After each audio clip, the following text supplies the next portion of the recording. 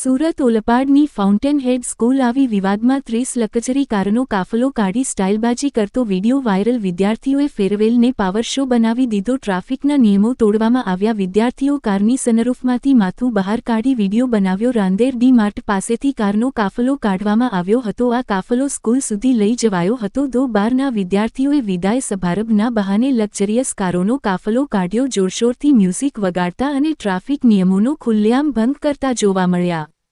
Surat ઓલપાડની fountain હેડ school આવી વિવાદમાં 30 લકચરી કારનો કાફલો કાઢી સ્ટાઇલબાજી કરતો વિડીયો વાયરલ. વિદ્યાર્થીઓએ ફેરવેલને પાવર શો બનાવી દીધો. ટ્રાફિકના નિયમો તોડવામાં આવ્યા. વિદ્યાર્થીઓ કારની સનરૂફમાંથી માથું બહાર કાઢી વિડીયો બનાવ્યો. રાંદેર ડી માર્ટ પાસેથી કારનો કાફલો કાઢવામાં આવ્યો હતો. આ કાફલો સ્કૂલ સુધી લઈ જવાયો હતો. 12ના વિદ્યાર્થીઓએ વિદાય સમારંભના બહાને લક્ઝરિયસ કારોનો કાફલો કાઢ્યો. જોરશોરથી મ્યુઝિક વગાડતા અને ટ્રાફિક નિયમોનો ખુલ્લેઆમ ભંગ કરતા જોવા મળ્યા.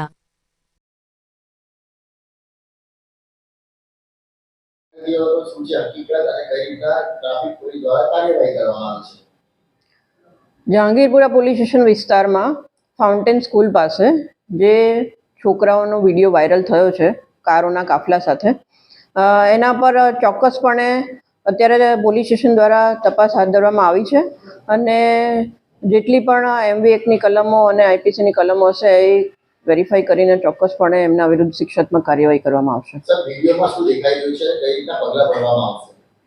વિડીયોમાં જે દેખાઈ રહ્યું છે એમાં બાળકો રૂફટોપ પર ઊભા છે અને અમુક ગાડીઓમાં ડ્રાઈવરો કાર ડ્રાઈવ કરી રહ્યા છે એવું વિડીયોમાં દેખાઈ રહ્યું છે. એટલે એ વિગતો અત્યારે પોલીસ સ્ટેશન દ્વારા તપાસ કરવામાં આવે છે અને ચોક્કસપણે એમના વિરુદ્ધમાં સખતમાં સખત શિક્ષાત્મક કાર્યવાહી કરવામાં આવશે.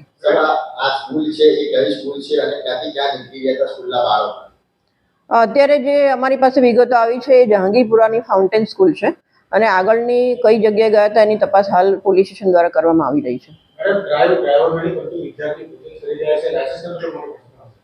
ના, એ બિલકુલ એ અત્યારે મેં જે પ્રમાણે કીધું એ પ્રમાણે દરેક કારમાં વિડીયોમાં સ્પેસિફિકલી દેખાતું નથી, એટલે એ અત્યારે પોલીસ સ્ટેશન દ્વારા તપાસ કરવામાં આવી રહી છે.